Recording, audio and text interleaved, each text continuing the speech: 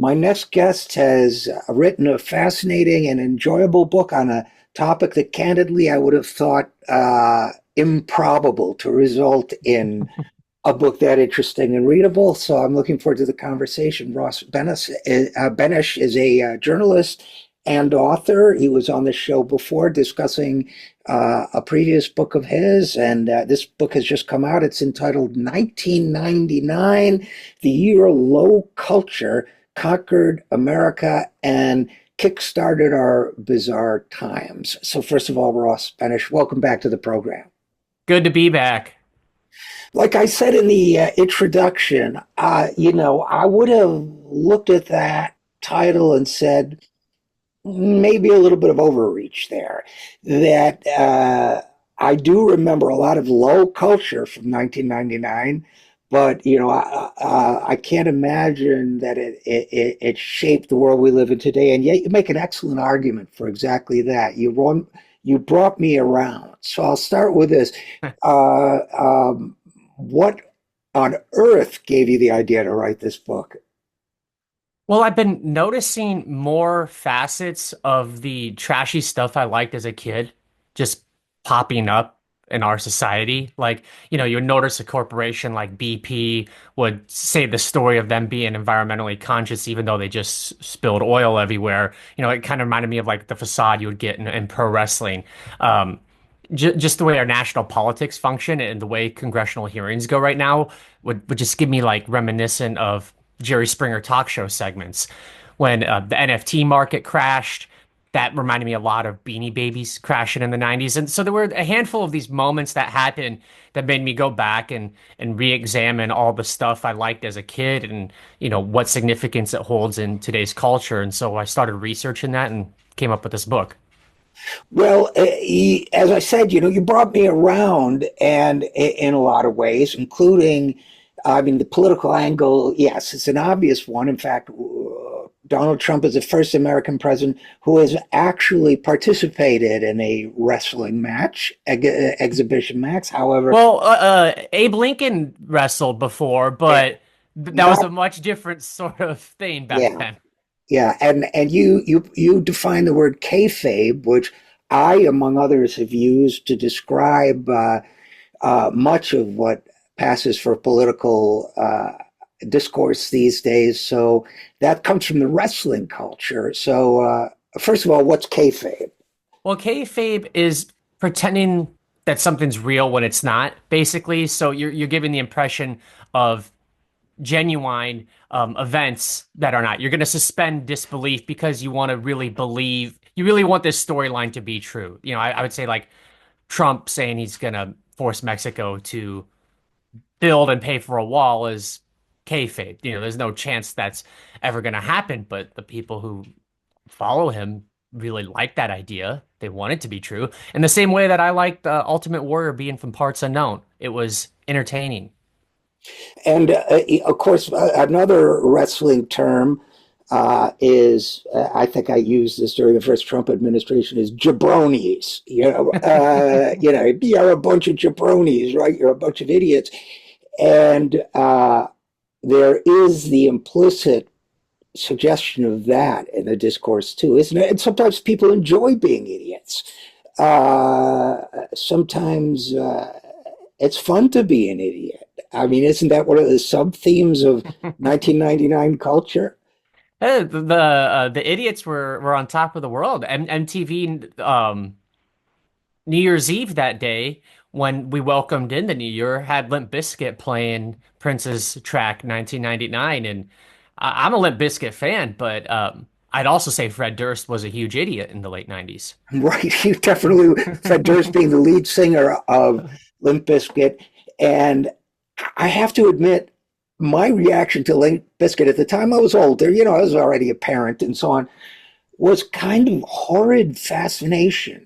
I remember seeing them on one of these spring break shows, and uh, to show how low their low culture was. The song they did was, "I did it all for the nookie." Yeah, and I remember watching this, thinking, I really hate this trash, but I can't turn it off. It's magnetizing. because it's repetitive and Oh it's yeah. and then of course Fred Durst became what in my day, I'm a former musician, became what in my day was the ultimate sign of evil. It was like having 666 written across your forehead, which is he became a music executive. Well, and he also he embraced payola.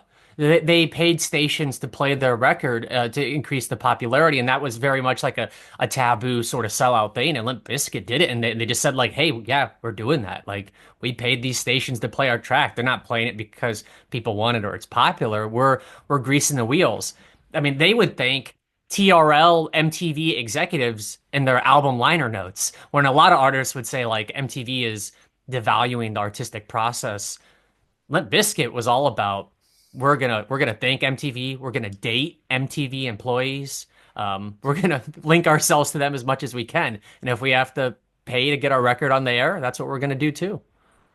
And it's that really is a precursor of the present day, isn't it? Because this idea that things that used to be considered bad and scandalous and perhaps even illegal, payola, giving away, then there was a scandal in the 1950s, quiz show scandal where they gave away, but now people just accept it. And to me, that whether it's Fred Durst being open about payola, or whether it's kayfabe in wrestling, where it's not really a competition among two individuals. There's a theatrical staged element to it. It's almost as if, well, I want to know your theory, but it feels almost as if people thought, on some subliminal level, well, reality is a construct anyway. Let's just pick the one that's fun. I don't know if the thinking was that deep. Yeah, no, you're probably right. Yeah, it was probably more lizard brain stuff, I guess, huh? Yeah, yeah, more just reacting to the moment. Yeah. Well, what was that all about? I mean, and to me, the breakdown of standards, and I'm not saying that necessarily badly. I've thought at times about, it's good and bad, I guess, but I've thought at times about, for example, some of the Howard Stern and then some of the shock jocks and so on. They're the descendants, in a way, of people who used to shock for explicitly left-wing ideological reasons, right? There were the yippies in the 1960s. There was Paul Krasner in the Realist magazine. There were, Frank Zappa and the Mothers of Invention. They all had sort of a higher purpose behind their, trash. And somehow along the way, it just became shock for shock's sake. And it sounds like I'm being the old scold, but I'm really more just intrigued by it, that it was no longer a political statement against sexual repression to, I think as Opie and Anthony, is that their names, did on the air one day, to supposedly have people having sex on the air. You weren't fighting sexual repression. It was just a way to get audience viewers. And I don't know, is it a kind of, maybe you could call it moral deregulation? Well, Uh, there's a lot of entertainment legal regulation happening with that moral deregulation. So, you have big companies getting bigger. The rules around who can own what were eliminated, mostly with the 1996 Telecommunications Act. But there were a lot of other, like the 92 cable bill, and there are other legislation leading into that where it allowed corporations to get much larger. And when they got much larger, they had more pressure to produce profits at lowest cost possible. Like talk shows and reality shows, two of the trashiest things that are in my book, took off in that environment because you have big companies like Viacom that need to reach as many people, especially young people, for as cost effective as they can. So if they have a show that doesn't have unionized labor and they can do it on the cheap, they'll do that. And yeah, it's absolutely all about getting an audience. The media was more interconnected at that time than it had been before because of those restrictions being lifted. Like you didn't have you didn't used to not have a film studio and a TV network be owned by the same company. Now you could, and then you have the emerging internet happening that's deregulated. So they have more places to fill content. They have more content needs and they have less rules guiding what they can and cannot say, and it's clearly has it clearly catches the audience by being profane, which I'm not above. I mean, I watched Jerry Springer with my parents. I was a pro wrestling fan. I was into a lot of the stuff. Wasn't really into Howard Stern, but I was 10 years old, so I wasn't listening to a whole lot of radio anyways. Yeah, no, I was, well, that's a whole other conversation. I was never that into, I didn't like Howard, so I like him better now than I liked him then. But I got it, I guess I would say. And, you mentioned Bill Clinton uh, and the sex scandal around Bill Clinton. That was another example of standards shifting. People don't remember it, but what would have been horrifying even 10 years before to have included, and what was the name of the guy's report who did Ken Starr. Ken Starr's report? In a way, Ken Starr was more of a low culture avant-gardist than a lot of other than a lot of other people by putting that stuff in. Oh yeah, to go and have he describes the scenes where they're ordering. It almost sounds like a porn. They're ordering pizza in the White House, and that leads to a come on. The scene with the cigar, he inserts the cigar into Right. Monica Lewinsky, and he remarks that it tastes good. The Star Report was actually referenced in some early attempts to censor online porn in the late 90s. The regulation, the proposed laws were so broad that they could sweep up a lot of stuff that is important. And one of the things was the Star Report. It was saying like, well, the Star Report would be classified. Right. We can't put this law into effect because explicit scenes such as the cigar scene would be pornographic, and clearly no one would view the government tome of the Star Report as pornography. And obviously Ken Starr did it for political reasons, not although I guess he was probably pushing for an audience too and readership too. But you tied all these together in the beginning of the book, again, the book 1999. Again, going back to Limp Bizkit, who's getting more attention from us today than I think they've gotten in 20 years anywhere. You write, using a strategy that propelled Jerry Springer, Jenna Jameson, she's a porn star, right? Yep. And Vince McMahon of of the world of the wrestling tycoon, Vince McMahon, whose wife is now, I believe, going to lead the Department of Education, which is an interesting turn of events. Limp Bizkit, like these people, Limp Bizkit gained its attention by embracing its derided reputation. You talk about them emerging from the toilet at Ozfest, and one of their albums, beginning "You Wanted the Worst, You Got the Worst," the one and only Limp Bizkit. These are like insult comedians insulting themselves. That's a good way to put it. Yeah. You embrace the attacks and that diffuses the criticism, which is a tactic that Trump uses. Exactly, and I think that in a way, this is part of how your thesis won me over, Ross. Was Trump definitely uses similar tactics. I still remember, I was working for Bernie Sanders at the time, the first Republican candidates debate, where there were, I don't know how many, a motley crew of 11 or 12 people up there, eight maybe. And I was with these other, political progressive types. We were all eating pizza and watching TV. And I was away from home, so it was just this group. And Trump started doing this insult shtick. Now famous. Little Marco sweats too much, and a sleepy Jeb and all that. And the other people were saying they were horrified, and I was saying, actually, this is brilliant. And I never would have. I don't know anybody in the political world who would ever have thought of it. But Trump, having basted himself in this reality TV environment, I think he was, like him or not, and I think he was a genuine innovator.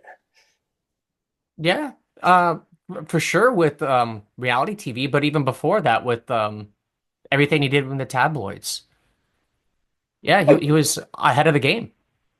In terms of what, exploiting the tabloids for favorable publicity? Yeah, yeah, getting his name out there in any way possible, knowing how to work that system, knowing what would and would not play, creating diversions when he wanted to make anyone else in his orbit take the blame. He's been pretty skilled at that for a long time. Yeah, and it's absolutely true. And a lot of it involves what figures like Fred Durst or Howard Stern or we could name some others do, which theater people used to call breaking the proscenium, right? Which is for a performer to directly address the audience way by saying, they call me trash. Here's the trash you want. Uh, Trump kind of did that too. He would sort of address the audience and say, "Can you believe these idiots? This little sweaty guy, this guy over," He and does that now when he's prosecuted. He would turn, he uses social media to turn the courtroom into a campaign against whoever is filing the charges or whoever's the judges at that day. yeah, and what you do with all of this, I think, is you tie it to some of these broader trends. You mentioned, the Federal Telecommunications Act signed by Bill Clinton in what 1996, right? Hmm. And you talk about the fact that uh, digital technologies shook up distribution, as well as these vertically integrated monopolistic corporations, that the digital technologies, and this is before, the explosion of social media, extended low culture's reach. You said these trends collided at the end of the 20th century and contributed to a glut of low culture that still shapes modern America. And it seems to me, as I think about it, that this was the first sort of lizard brain new technology, right? That people would tune into MTV or Jerry Springer or whatever to get that jolt. And that was kind of a precursor of the micro jolts that we get from TikTok videos or whatever now. Isn't that kind of part of the thesis here? Yeah, it's a little bit. With Jerry Springer specifically, it's just that people want sensation. They want they are moved by shocking events, and keeping their attention matters more than the substance achieved. Jerry Springer, I wouldn't say there's a lot of substance in the discussions. It's people fighting and having incestuous love triangles, but that caught people's attention and that made Jerry Springer a very powerful figure of the 90s. Now that's transposed into our national politics, where if you have the attention and you make people laugh and you entertain them, that's gone farther in getting votes lately than the substance of the policy that those people are trying to write into law. Well, yeah, and I think people have reached the point of thinking that, look, if you people are not going to do anything for me, I might as well at least be entertained by it. Give me the 13-foot tall Limp Bizkit toilet if you can't. You know, and but you also have a striking sentence here. I want to see if I can call it up. You say we're all talk show guests. I like that. That stuck out for me. Meaning what exactly? Well, especially if you're online, you don't need Jerry Springer, and those types of shows aren't nearly as popular as they used to be. The daytime talk format peaked in the 90s. It's almost dead now. So is syndicated television. But that concept of bringing on people to argue about their lives and share the worst secrets that they've ever had is with us. If you just go online, your best friends will put on videos on YouTube or they'll share posts on Facebook about all sorts of personal details that generation before no one would have shared. There's TikTok video. There's TikToks like I wouldn't call them series, but there are events that happen where a bunch of influencers will post similar things around a tentpole event where it seems like they're creating momentum for some sort of show, but it's not really a show. It's just their lives. So through social media and having phones in our pockets, we get all of this salacious confessional material all the time, often from people we know. And we don't even have to really seek it out. I mean, it's just kind of there if you scroll a little bit. You don't have to seek too much. And one word that came into favor and maybe you don't hear as much anymore is oversharing, right? There was a time when people would say, "Hey, man, you're oversharing," or TMI, too much information. But there is that sort of ghoulish desire to watch. And speaking of a ghoulish desire to watch, Ross Benish, I think it's time to address the question of Insane Clown Posse. Uh, Oh, I'm wearing their shirt. oh, you are? Okay. Yeah. There's Amazing Jekyll Brothers album cover right here. Yeah. Okay, so you're a juggalo, are you? That's in the eye of the beholder. I am down with the clowns. You are down with the clown. So for those who don't know, how would you describe Insane Clown Posse and their following? So they're a duo from Detroit that rap about murder and magic and voodoo and all sorts of crazy stuff. And it's very theatrical. It's very gimmicky. It's like a violent carnival in a Stephen King novel, juxtaposed against 90s rap beats. And they have, I don't know where it stands now, but at one point they had a devoted following. They were called Juggalos. I don't know why. Um, Well, so the Juggalos goes to a story where Violent J, one of the members of the Insane Clown Posse, um, is singing his song "The Juggler" from their album Carnival of Carnage, and he says that he's the juggler that makes them the Juggalos, and from that moment on, supposedly they became the Juggalos. That could be an apocryphal story though, but that's the reason why they have that name. At least that's what the reason ICP states it as. and, musicians of all kinds dream of having a dedicated audience that Oh travels. yeah. And I've talked to, musicians you'd be surprised at who said, geez, I wish we'd done what the Grateful Dead had done and stayed together and just toured and built the following. And, because it was a guaranteed thing for 50 years of survival and prosperity as a musician. And they somehow managed to make that happen. And you talk a lot also about, so Insane Clown Posse, their thing was shock too, right? Yeah, yeah. They were very controversial in the 90s. Like MTV would hardly play them. They didn't get a whole lot of radio play. They were dropped from an album because they were actually on a label owned by Disney, and then there was a big boycott, and Disney gave into the pressure and dropped them because killer clowns rapping about necrophilia doesn't really mesh with Mickey Mouse all that Right. I well. can But see that actually. Yeah. so they were very controversial. Some people were frightened of them because their songs, there was a lot of killing in their songs, and some of their fans had been implicated in some heinous crimes. So people were kind of scared of juggalos there for a while. The ICP was considered threatening, but it's like horror movie theatrics. It seems Right. kind of silly now, but there were people who perceived them that way at the time. Well, it's a classic moral panic, isn't it? I mean, you have, in the 1950s, it was Tales from the Crypt and these other horror comics. In the 1960s in Great Britain, it was the Mods and the Rockers. You know what I mean? You could go down. Oh yeah, we have that in the book too. In the 90s, it was video games. That was a huge moral panic. And Right, I'd ICP, forgotten yeah, that. Yeah, yeah. yeah.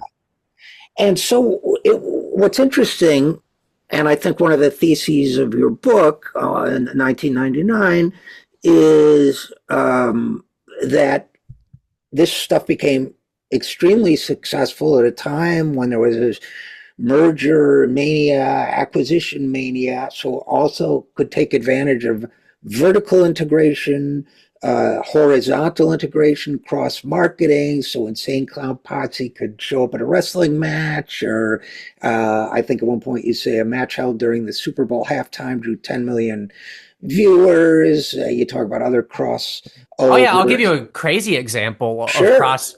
So in the 90s, and there was a Jenny Jones murder. So there was a segment on the Jenny Jones talk show where one man on the show ended up murdering another person. What happened was one of the talk show guests came out and said he had a secret crush, and the secret crush was this guy he knew. Well, that guy he knew violently murdered the gay man a few days later, and it was Jenny Jones got sued, and those proceedings were on Court TV. So Jenny Jones was owned by Time Warner.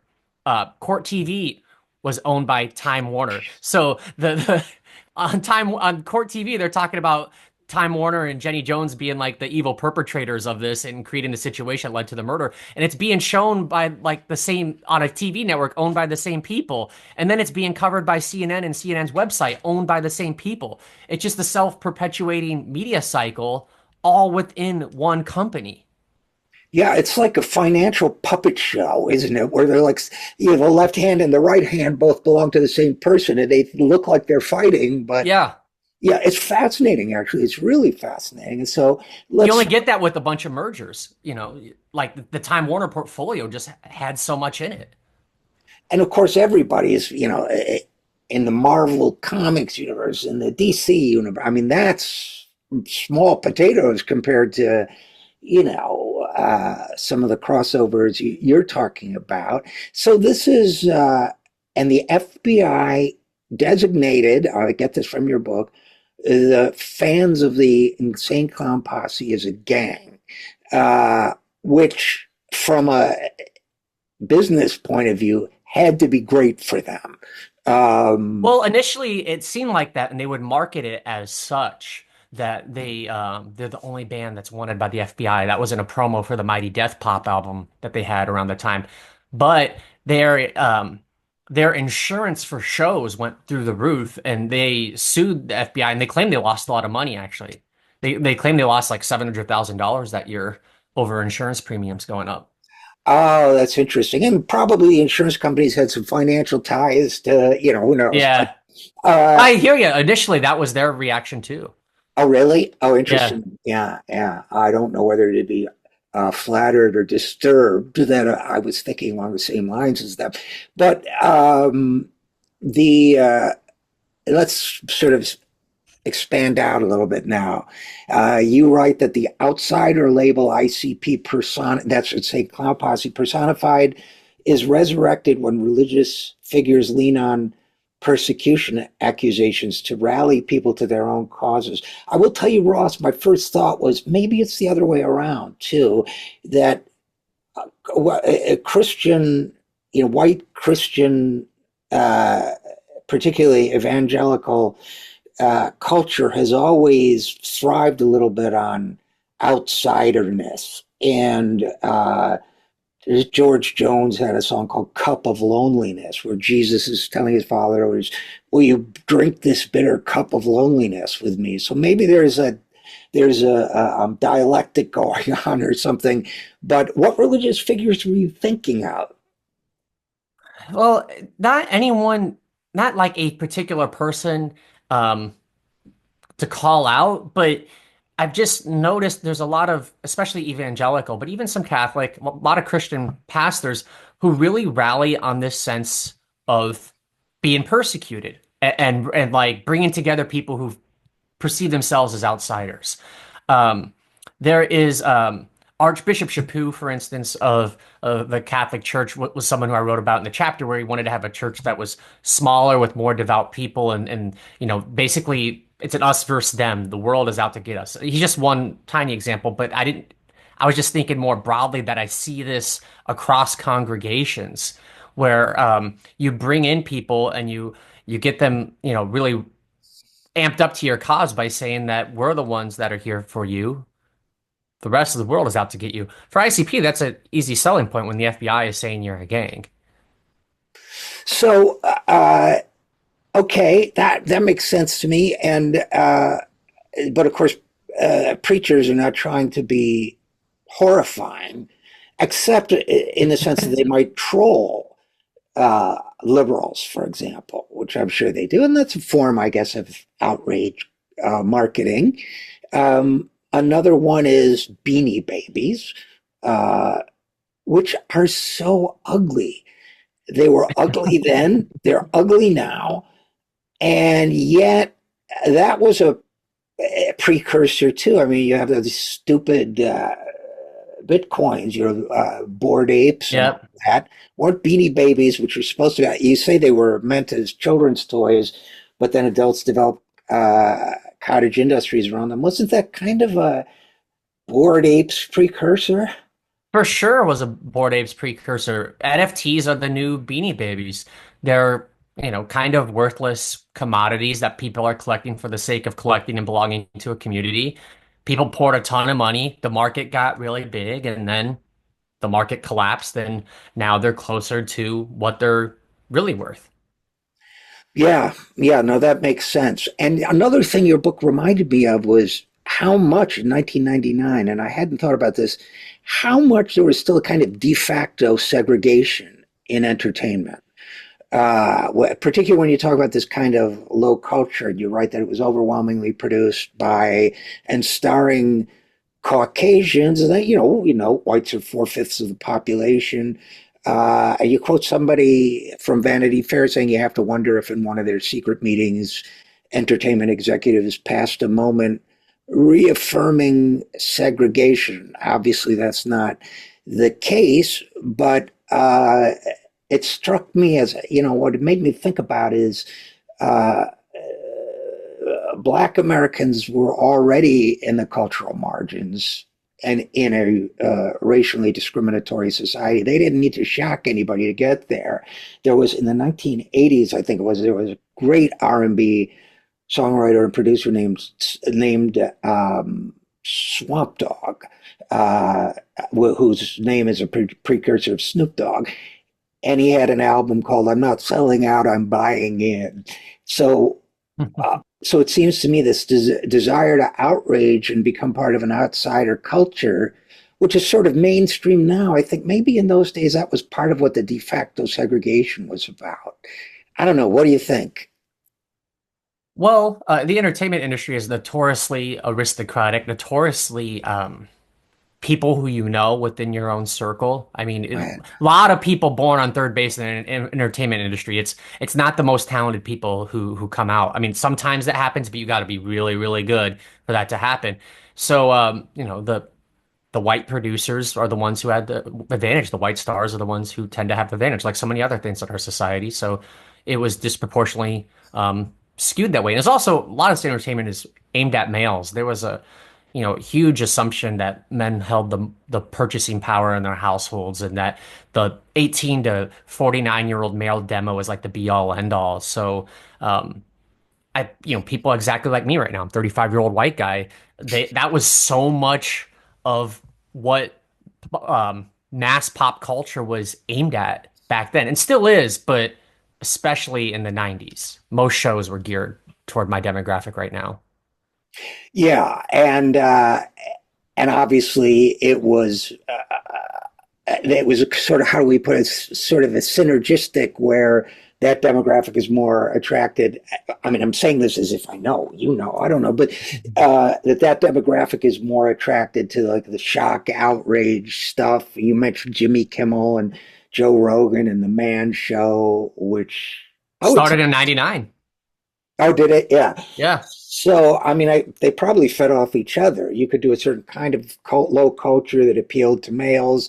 Males would go for it. And if you didn't try to reach other markets, you never knew how profitable they could be, right? Yep. Yes, and you would be less likely to take a risk on a small market if your corporation is ballooning, Which especially is, on network TV. yeah, which is why the Golden Girls had the field all to themselves. The It was a Golden good show. Girl, the Golden Girls, about three elderly women who were all in their early 50s. Um, which is fascinating in retrospect. The I mean, I couldn't be their dad, but it feels almost like. So, just in wrapping up, I guess, Ross, what were you surprised you were able to draw these parallels, or did you start with that as an assumption? Did you discover that going along? Have we covered all the uh, I arcs? think I think we've covered it, and I would have been surprised. Like if someone would have told me this when I was in college 10 years ago, that Jerry Springer and pro wrestling are shaping our society, I'd be like skeptical and be surprised if they came up with evidence of that. But if you just turn the news on right now, I'm not all that surprised that there's so much kayfabe and talk show DNA permeating our society. Because we're a bunch of jabronis. We depend on your support here at the Zero Hour, so please give whatever you can at any of the links you see on your screen. Thanks so much.